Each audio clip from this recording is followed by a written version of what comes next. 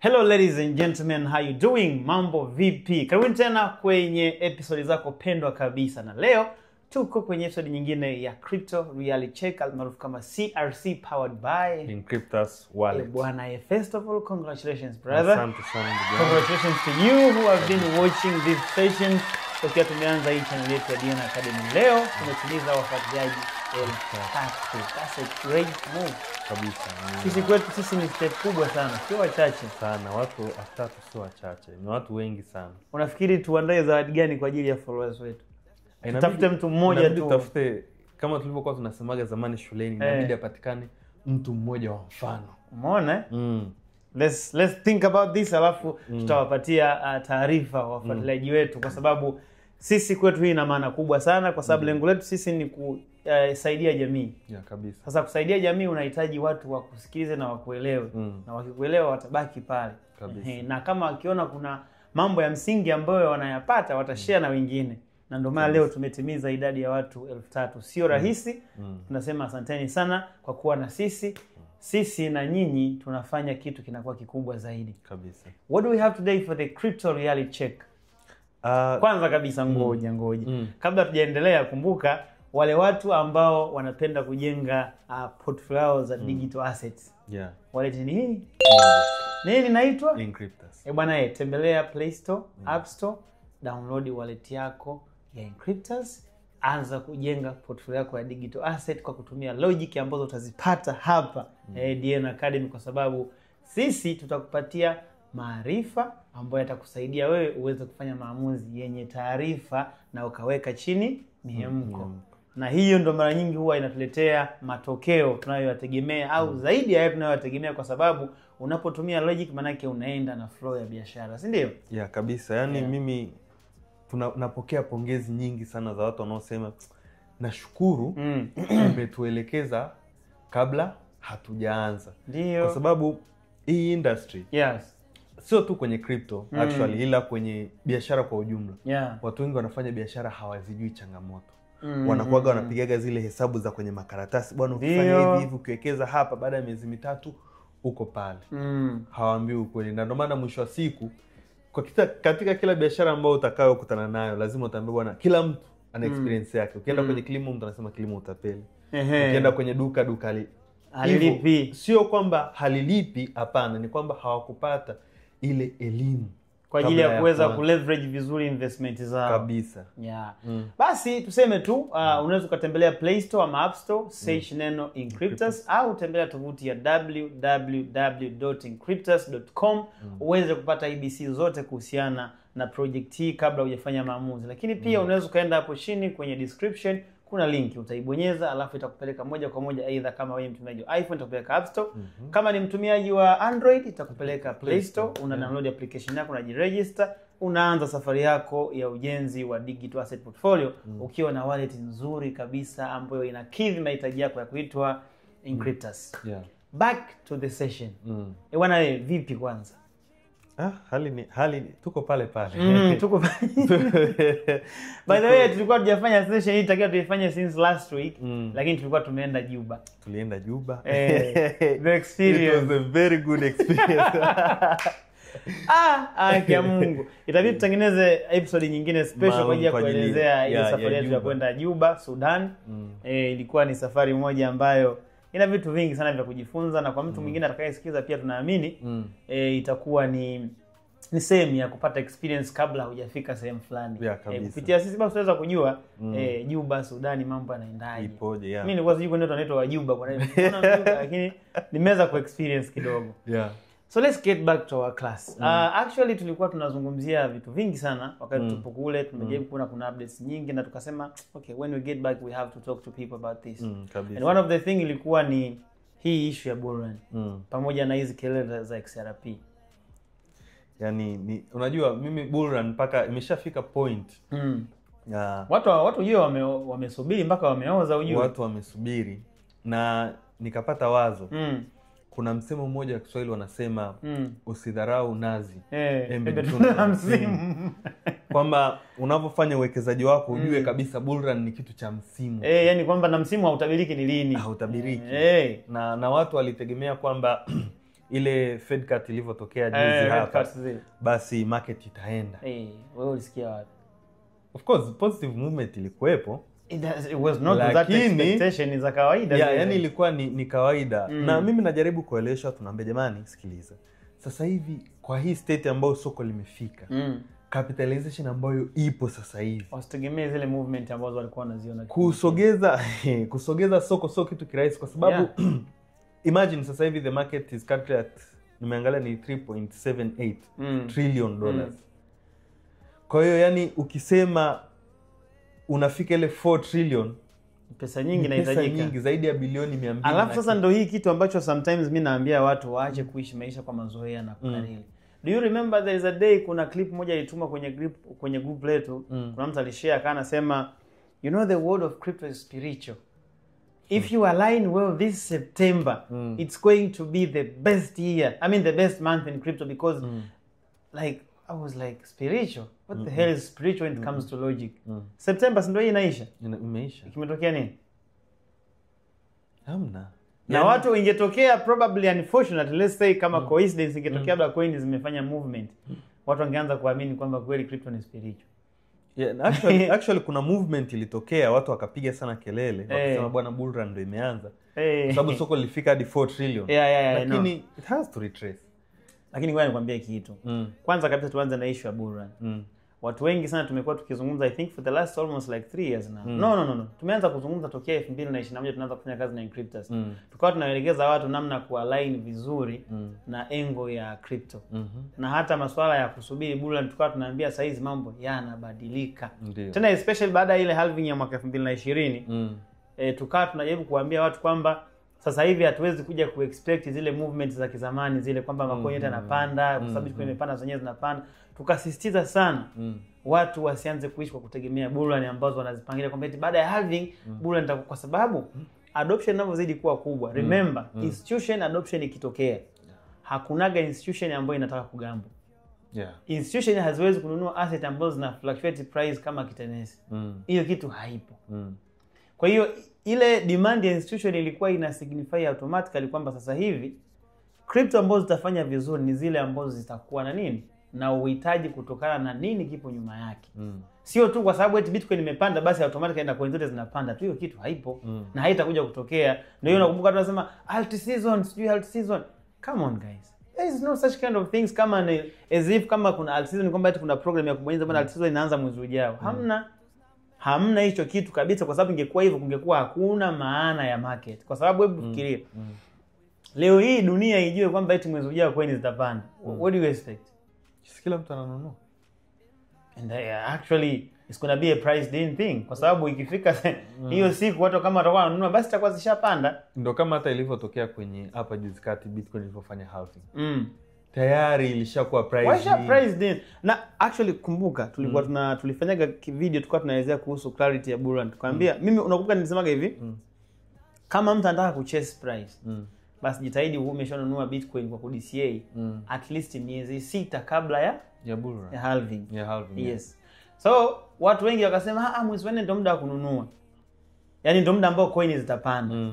Kwa hiyo kuanzia hapa nyuma kwenye hii miezi 6 kabla, ukiangalia chart yake ilivyokuwa imekaa, kwa sababu ya hii hype halving, watu walikuwa wamenunua. Ilipofika halving, imefika siku ya halving, kila mtu akawa anasubiria coin zipande. Sasa kama wote mnasubiri coin zipande, zitapanda kwa kutumia nini? Hapo sasa. Kama zitapanda miti. Lakini kama ni kupanda kwa bei, inategemea hela zinazoingia kwenye mzunguko. Hata kipindi kile watu wengi walikuwa washanunua kabla halving, ndio ikapanda ikafika mpaka 70,000. Baada ya halving watu wengi wanunua, wanasubiri bei ipande. Wale ambao walikuwa mpata faida kubwa wakaanza kutake profit, kashuka watu wakapanic mpaka $50,000. Baada ya pale wakiwa hawajui kitu kinachoendelea, wana panic, institutions zikaanza kuadopt. Zikapanda mpaka 100,000, wakasema itashuka tena. Sijui itafanya nini. Movement za crypto sasa hivi hatuwezi kutegemea mifumo ya zamani. Hayo mambo hayapo.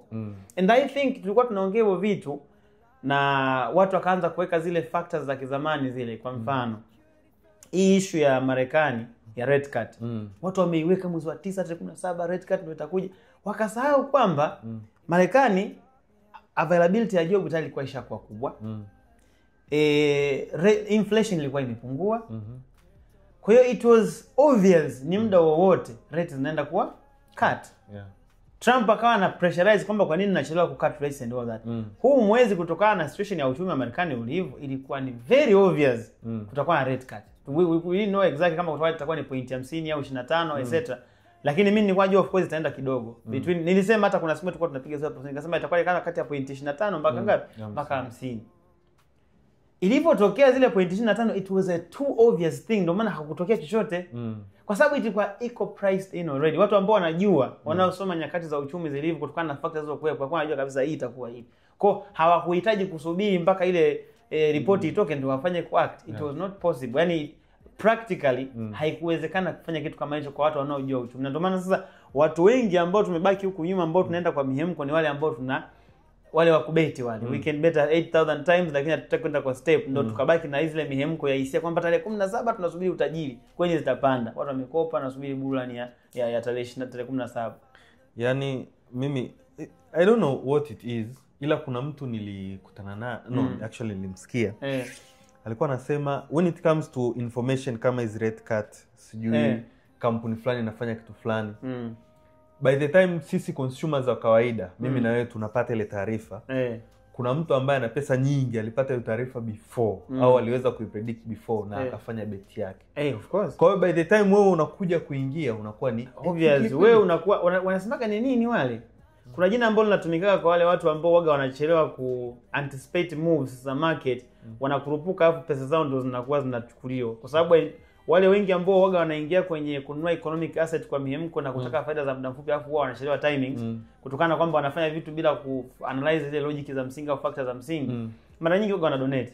Kabisa. Wao wana donate kwa sababu wale ambao wanabakia kwenye logic waga ndio wana chance nyingi za kuwin. Kwa sababu ukigambo kweli unakuwa unafanya 50-50. Lakini kwenye crypto kuna namna ya uwekezaji ambao unaweza kukusaidia ukafanya precision to the matokeo mazuri.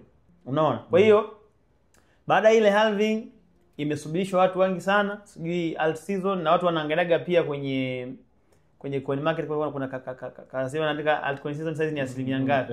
Ile ni nani? Tunasema nini? Zile ni indicators. Ni indicator ambazo zinaangalia tu size crypto zote zilivyo perform generally ukilinganisha na Bitcoin. Ni asilimia ngapi ya performance yani kwa unakuta Bitcoin imekaa $1,110,000 kwa muda mrefu. Hizo coin nyingine zinacheza. Wenyewe wanaangalia metrics za zile kupanda na kushuka ndio wanatoa kule. Sasa zile hauwezi kuandika kwamba tutakaribia altcoin season. Altcoin season ya wapi? Ile ni jina tu limetengenezwa jamani kutokana na msimu ule ambao alternative coins zilifanya kazi vizuri zaidi au ziliperform vizuri zaidi kuliko Bitcoin baada ya muda fulani. Kwa watu wakasema ni alt season. But do you think that's going to be like always like that? Kwamba ito mmekaa mnasubiri alt season itakuwa lini? Trust me, that's never gonna happen. Vitu vimebadilika sana, na ukiangalia saa hizi kitu kingine ambacho kikiwa kinachekesha sana na kimenifanya nikacheka nikasema kweli dunia hii imejaa watu wa ajabu sana kwenye swala linaloitwa finance literacy. Ni changamoto sana. Hiyo ni issue ya Ripple. Ripple ni moja kati ya coin ambazo of course zimekuwa very trend, yani popular na trend sana kutokana na kwamba kesi zake nyingi ambazo walikuwa wanaendana na security exchange zimefutwa na wakabakia kwamba wako free. Na of course tunajua Ripple ilitengenezwa special kwa ajili ya cross border payments, kuintegrate na mabanks, na tunajua wanafanya kazi na baadhi ya banks kama Standard Chartered, wana mfumo wa malipo ambao Ripple ndio wamedevelop. So kwamba wanatumia Ripple coin, mfumo wanaotumia wa kufanya cross border transaction, wanatumia mfumo wa Ripple na Standard Chartered. Sasa watu wakafika na kimaisha yao cha ajabu wakasema kwamba Ripple itafika $10,000 sio na nini. Ile ilitengenezwa hype ya kuwafanya watu wanunue ili wale watu walionunua muda mrefu wafanyaje wauze, kwa sababu ilikuwa kwa safari ilikuwa very likely Ripple inaenda kuhit all time high nyingine since mwaka 2000 na ngapi na 17.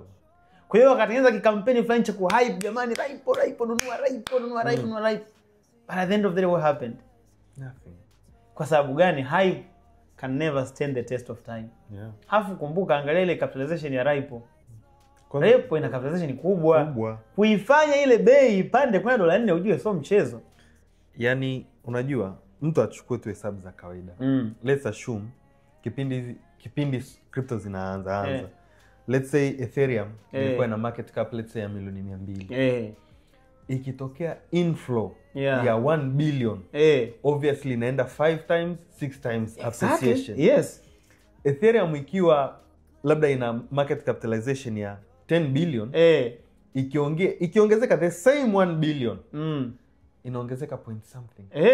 Sasa hicho kitu watu bado hawapigi hesabu kwa sababu sasa hivi coin nyingi zimeshakuwa kubwa.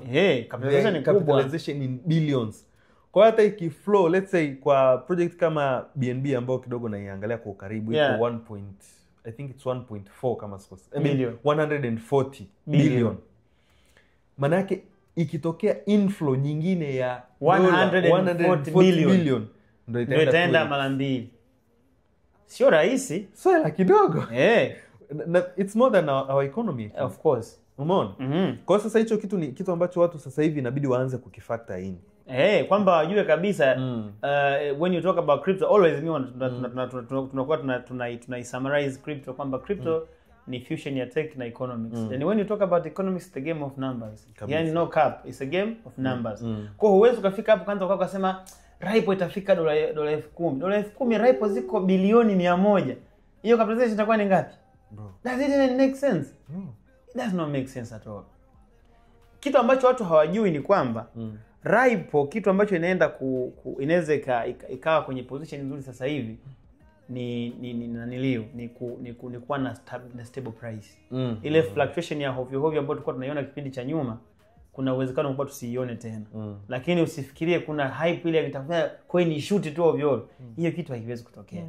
Na most of the crypto ambazo ni utility sasa hivi ambazo zina adoption kubwa ya watumiaji inaanza kustabilize bei kwanza. Sio kushuti tu wanavyotaka watu hivyo, hapana.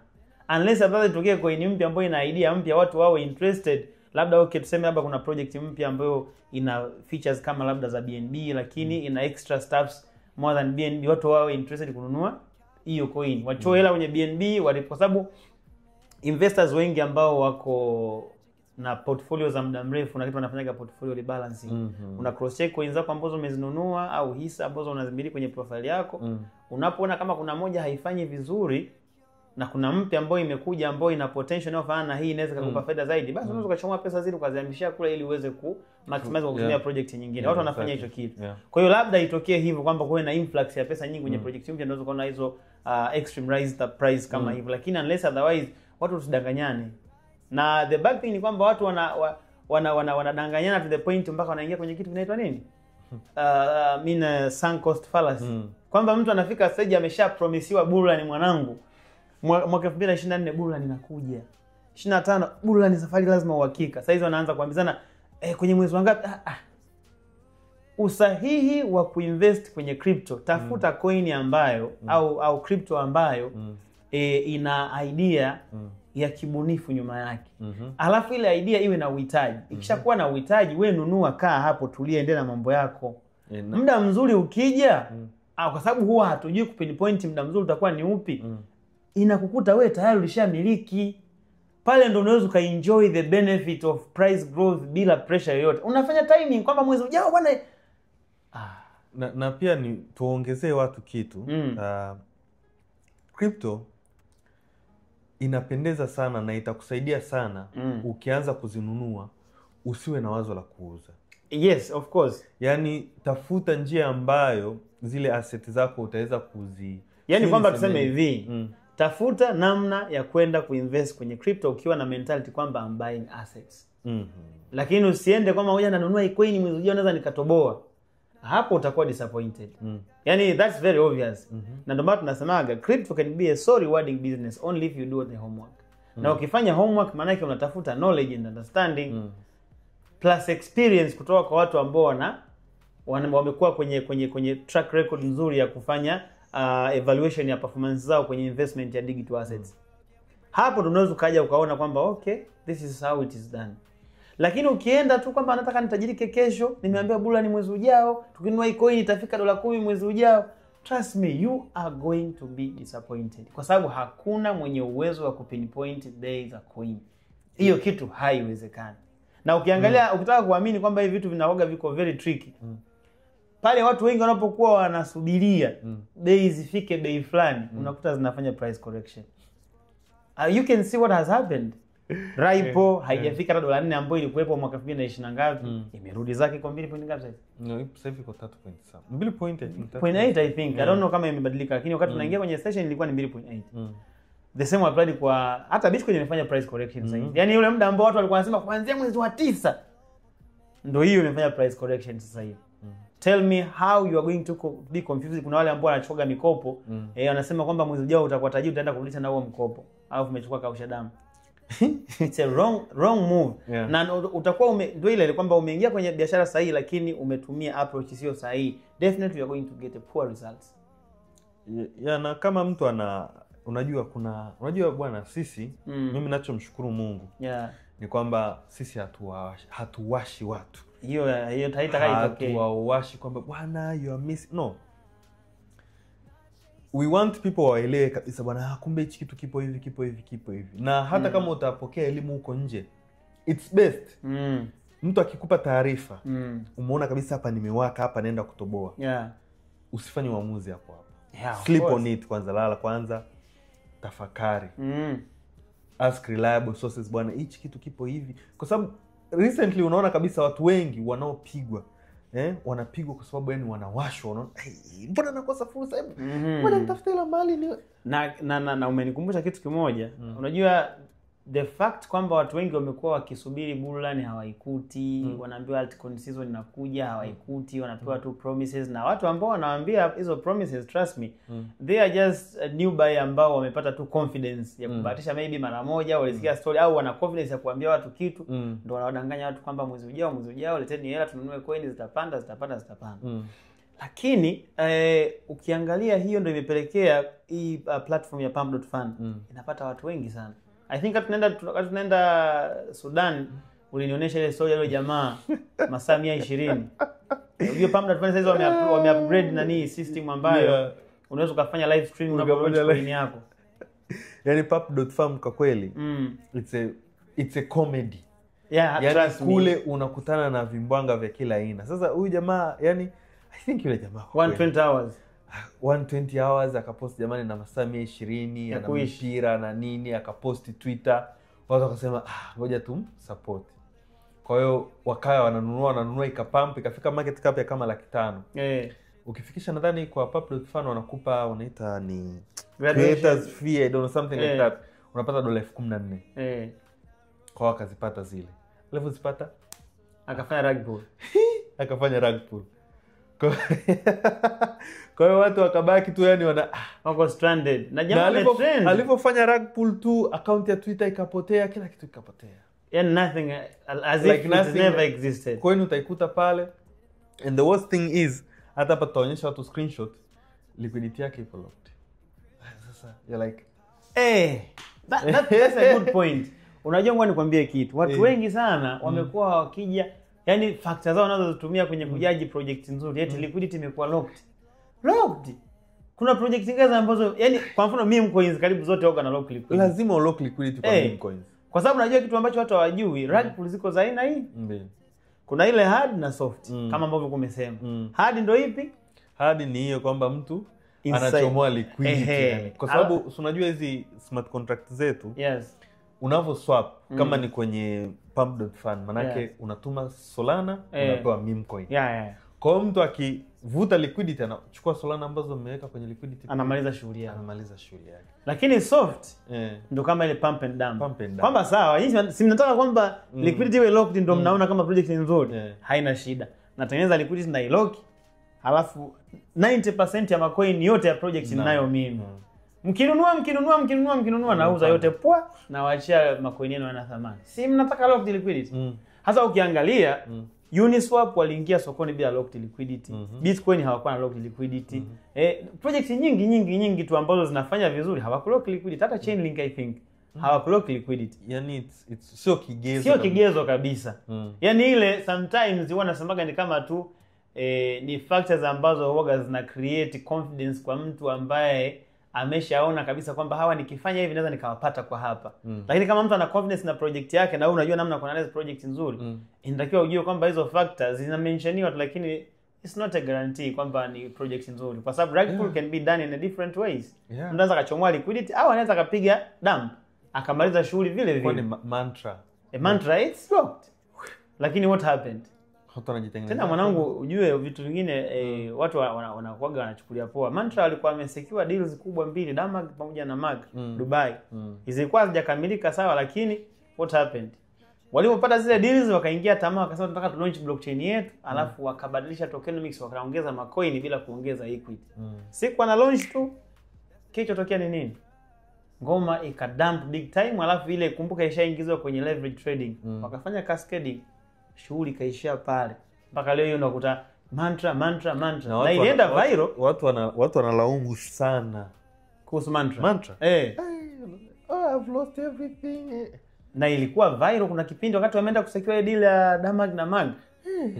Walikuwa wamepata clients, yani walipata virality ile ya mtandaoni ambayo nadhani kila project ingehitaji kupata, kwa sababu hata price yake ilishoot vibaya mno. Lakini kila siku mimi tunawaambiaje, extreme rise waga ina prepare balloon, kwa hiyo it's not even healthy zile rise za namna ile.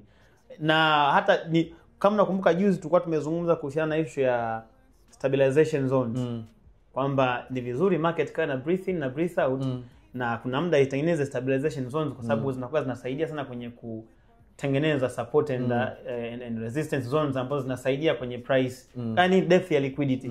Tuliongea I think kama wiki 2-3 zilizopita. Juzi niliona hadi naye Sizi naye kaongea the same thing, kasema kwamba it's very important market ziwe zinafanyaje, zina breathe in and breathe out, kwa sababu zinasaidia kutengeneza stable zones. Lakini kwa hiyo unaona imepanda tu vupo na shakila coin inapanda. Bro, that's a balloon. Yaani lazima itaenda ku crash. Unaona?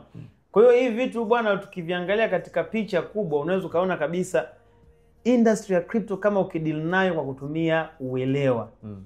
Hamna mtu atakuja kukuwasha, unawashwa vipi? Kwa sababu kwa mfano watu wanakaga wakati mwingine mpaka wao wanahisi labda pengine sisi ni wachawi. Yaani wanahisi labda sisi pengine sisi ni wachawi. Na kati sisi watu tunajitahidi kuangalia logically. Does this make sense? Kama it makes sense, me I come out and tell you there is no bull run ya hivyo, because I know exactly for sure logically things like this in economics does not exist. It's not like because nimeota au pengine naamua tu kuwa wanasemaga nini, unaamua tu kuwa kama mchawi fulani. Hapana, ila ndo uhalisia kwamba bwana hiki kitu kwa mnavyokifikiria hakiwezi kuwa hivyo. Hafu mimi nashindwa kuelewa, sijui kwa nini watu hawataki kusoma, kwa sababu trust me, crypto ukisoma it's something like it suits the rhythm, yani unaona kabisa it's a lifestyle, yani kama biashara nyingine mtu anavyoenda kufungua duka na wewe yani utaiona hivyo hivyo. Like the best thing with understanding the business ni kwamba you now know how to put a right approach to the business. Kwa sababu what do you think? Leo hii umekaa hapa unaanza kumwambia mtu kesho bullrun, hamna. Kesho kutu altcoin season inaanza, hamna. Hii coin nunua mwezi ujao itafika dola fulani, hamna. Okay. What does this mean? Alafu ubaya sasa watu unajua wanazidi kuchukua, wanakopa hela huko wanakopa kule, nunua mimi coin hii, nunua Shiba itapanda, ikifika dola 1 tushakuwa bilionea. Ifike wapi? Inafika vipi? Yani vitu vinafika tu kama kubonyeza na button au vipi? Kwa unakuta at the end of the day watu inabidi wajifunze kwamba as much as watu tunaona ukuaji na mabadiliko ya teknolojia na adoption zinazidi kuongezeka, tusitegemee vitu vya mwaka juzi vitabakia hivyo leo. Hicho kitu hakiwezekani. And we insist every day. Hizi bullrun sijui nini na nini, hizo vitu hazipo hivyo ambavyo watu wanaziangalia. Tuna expect of course kuna time itafika market zitakuwa zina perform vizuri. Lakini kwa sasa hivi tulipofikia kwa zile coin ambazo zina liquidity ya kutosha, kila mmoja ataperform independently. Of course kuna kipindi of course sentiment zao zinaweza zika collect, soko linaenda pamoja lakini sio kwa percent zile za kipindi cha nyuma. Bitcoin imepanda mara mbili kirahisi tu. Bitcoin. Imagine Bitcoin kwa sasa hizi ina capitalization ya dola trilioni 1.7. Ni 2. Trilioni 2. Of course kwa sababu ni 50% plus. Yaani ili Bitcoin iende dola 200 inatakiwa trilioni 2 nyingine dola ziingie kwenye Bitcoin pekee yake. Haya zinatoka wapi? Unapata kitu hapo. Leo hii Ethereum ina ngapi? Ina 500 bilioni. Ili Ethereum ifike dola 10,000 inatakiwa dola bilioni 500 nyingine ziingie kwenye mzunguko. Tena ziingie kwenye mzunguko kabla kwa nyingine hazijaongeza, kwa sababu kumbuka kwa mfano Ethereum of course somehow kwa sasa hivi nadhani tukamsema wameibalance. Coin zinazoingia zinazochomwa ni nyingi zinazochomwa. Kwa hiyo wamebalance kwamba kunakuwa na depreciation ya number of coins. Lakini kumbuka Ethereum ina infinite supply. Lakini hiyo burning wameimplement mwaka 2022 December. Kwa hiyo samba inaweza kaa inasaidia, lakini watu lazima wajue mtaji unapokuwa unaongezeka na coins zinaongezeka. Kwa mfano Bitcoin tunasema kwamba ili Bitcoin ifike dola 200,000 kwa mfano inatakiwa dola trilioni 2 plus ziongezwe. Lakini kumbuka Bitcoin zinaongezeka pia kila siku. Of course hizi zinazoongezeka ziko kidogo kwa sababu ukipiga hesabu inflation ya Bitcoin ni kama 0.89. Kwa sababu Bitcoin sasa ni less inflation kuliko hata dhahabu. Kwa hiyo vitu vingine unakuta logically unaona kabisa hiki mbona haki make sense. Ila ubishi wa watu ni mlima mrefu. Sio kidogo. It's a huge mountain. Na mimi niwaambie tu watu kwamba crypto is a very nice business. It can be so rewarding. It can be so challenging at the same time as well. But pale unapokuwa na knowledge nzuri basi challenge unaweza kuzigeuza kwa opportunity pia. Lakini only if you are dealing with the crypto that they make sense. Kwa sababu hatuwezi tukasema tuanze kufundisha watu wa gambo kwenye shit coins na meme coins kwa sababu hiyo chance ya kufanikiwa ni ndogo au chance ya kupata matokeo ni ndogo. Sasa sisi tukiwa kama watu ambao tunabeba ukereketwa na maono ya watu wanaopenda kuinvest kwenye digital assets, hatuwezi kufundisha vitu vya kubahatisha. Tunajitahidi kufundisha vitu ambavyo vinaweza vikaleta precision ya matokeo kwa majority sio minority. Leo hii hata kama mimi nitabahatisha meme coin moja nianze kutamba bwana mimi meme coin mimi mtaalamu napata tu pesa mimi peke yangu. Lakini watu wengine wanaisha tu kupoteza. That's not a good leading. Kwa sababu ndio maana unakuta saa hizi nchi nyingi zinahangaika sana kutengeneza sheria za crypto. Marekani ukiangalia wanapambana sana kutengeneza crypto ambazo ziko na clarity nzuri kwa ajili ya kuwasaidia investors na kupromote innovators. Nadhani baada ile Genius Act kuwa signed sasa hizi wanaiprocess ile Digital Market Clarity Digital Market Clarity Act. Sheria ya mambo ya crypto digital assets. Na watu inabidi pia waangalie wanaopenda kusema kwamba crypto ni hela. Sasa hivi nchi nyingi wanazitem kama digital assets. Hata sheria ni digital assets. Unaona? Umeona? Sasa unajua hata stable coin zina character ya pesa lakini still wana stable kama digital assets. Kwa hiyo Marekani sasa hizi wapo kwenye hiyo wana house bill ya digital asset market clarity ambayo itawasaidia wa crypto exchange crypto wallets kutoa ambiguity kwamba okay mnatuambia to regulate nani anayeregulate sasa.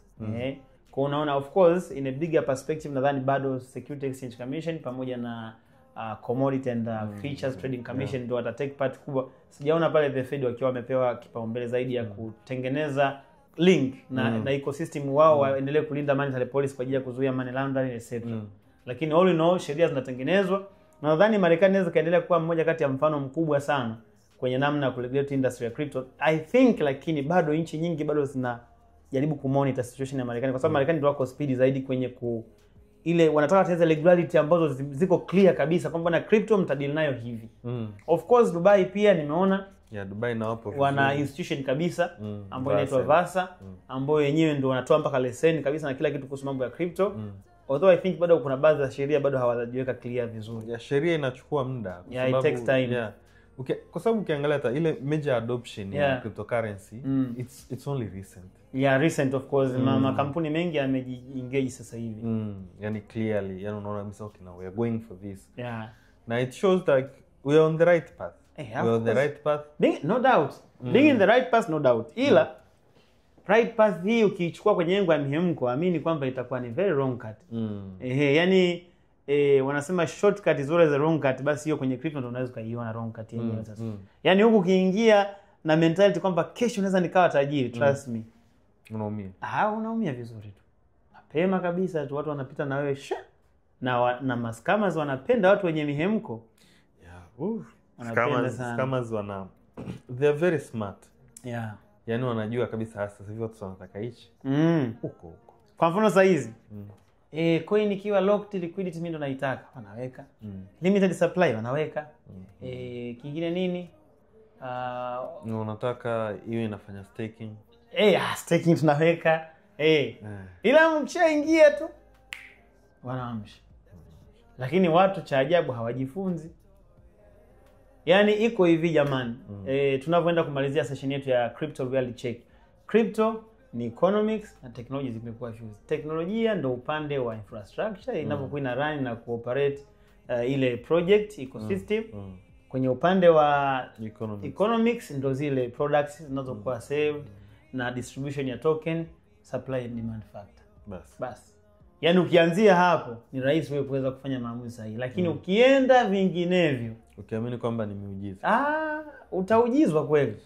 Miujiza utaiona amini. Yaani wewe utapigwa na butwa alafu mpaka uone kichwa kinauma. Yaani wanasema ile crypto ile kuna cry pale inaanza.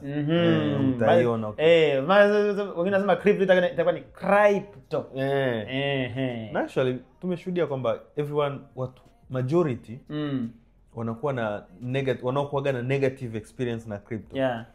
Kauliza vipi? Yaani sababu atakao kuambia either alinunua meme coin au aliinvest kwenye scam akatumia malipo ya crypto au alinunua market top. Bas. Lazima ata complain. Lakini uzuri, unajua tunavyomalizia, uzuri hata kama umenunua kwenye market top, unaweza kufanya DCA. Hafu watu ni kwamba wanafikiri labda kurudisha hasara yako ambayo umeipata sijui lazima sijui ufanyaje. Kuna activities unazifanya. Tumekuwa tukifundisha strategy kwa watu ambao hawapendi kutrade. DCA has been one of the very effective way to recover your losses. Kwenye sema as long as unajua you asset you bought at the market top, lakini project kama ina potential, piga DCA. Miaka 2-3 unakuta ushamaliza loss yako, unaanza ukifika kwenye price ile au hata ikisogea kidogo ume break even na umepiga profit kubwa kabisa. Kubwa sana. But it has to be a reasonable pata project yako nzuri. Unapiga DCA. Unajua yani like the thing is project iliyopo nyuma. Unajua bisa this project is good. Obviously hii coin tu vyovyote vile itaenda kubounce back. Yaani hata kama ikishuka unajua kabisa hapa ikishuka muone imepanda sana, imeshuka sana manake inaenda kutafuta ile organic price yake. Yes, exactly. From there inaanza kupanda taratibu. Lazima itaperform. Kwa hiyo basi jamani, tulikuwa kwenye Crypto Reality Check episode nyingine. Tumezungumzia mambo ya burani yanavyowachanganya watu. Tumezungumzia mshikaji wa 120 hours jinsi ambavyo waliscam watu kwa sababu ya features mbalimbali ambazo Pamela Fund amezidi kuweka. Watu wanawaibia sana watu kwa kutumia meme coins na saa hizi unaweza kuanza meme coin 50 mpaka 60 kwa siku. Sasa hizi hata laki zinafika. Lakini pia tumeweza ku-enlighten kuhusiana na mambo ambayo yanajiri kwenye industry ya crypto kwa ujumla, especially kwenye swali zima la maamuzi. Watu wanapokuwa wanatumia mihemko zaidi wakiamini wanaweza kupata matokeo ndani ya siku moja, which is not something ambacho tunarecommend. Kumbuka conversation hii inaletwa kwenu na Inkryptus Wallet. This is the digital wallet that helps you to manage your portfolio of your digital assets. And remember, wallet hii haikupatii nafasi ya wewe kumanage portfolio ya digital assets zako peke yake, lakini pia inakupa chance ya ku-earn kutokana na coin unazozimiliki au crypto unazozimiliki, kwa sababu baadhi ya crypto ambazo tuko nazo zina product ya staking ambayo inakusaidia kutengeneza dividends kutoka kwenye project, whether from transaction fees au kutokana na supply ya coin mpya ambazo zinaingia kwenye market. Lakini sio hivyo tu, kwa wale wenzangu na mimi ambao tunapenda double. Tuna gaming mle ndani ambazo is play to earn. Una inki zako za $2 una flip unapata $4. Una inki zako za $100 una flip unapata $200, lakini ukilose you lose everything. Kwa remember, when it comes to investment, deal na investment. Coin flip ile ni game ya bahati. Kwa hiyo hakuna ujuzi pale, ile ni ngoma ya bahati tu. Kwa hiyo play responsibly, lakini it's part of the service ambayo it's available in our wallet. Kwa wale wanaopenda kuchangamsha mikono yao. Unajua kuna watu wengine mikono yao haiwezi kutulia. Kwa hiyo unapokuwa unatumia, make sure unajua kabisa hapa una gambo na unaenda kustake, unajua unafanya investment. Kwa hiyo lazima ujue kufanya maamuzi sahihi kwenye kuleverage unapotaka kurisk au kuengage na hizo services ambazo zinapatikana kwenye Inkryptus Wallet. Lakini zitapatikana huduma nyingi zaidi, including kama mambo ya IBO kwa wale watu ambao wanataka kutengeneza community ya watumiaji na wakabenefit nao. Basi kuna kitu kinaitwa IBO kipo pale, independent business owner. Unajitengenezea community yako ya watumiaji wa Inkryptus na una benefit kutokana na percentage mbalimbali ambazo kampuni ya Inkryptus inakuwa inatengeneza kutoka kwa watumiaji wa services zake. So ladies and gentlemen, let's say thank you very much for listening.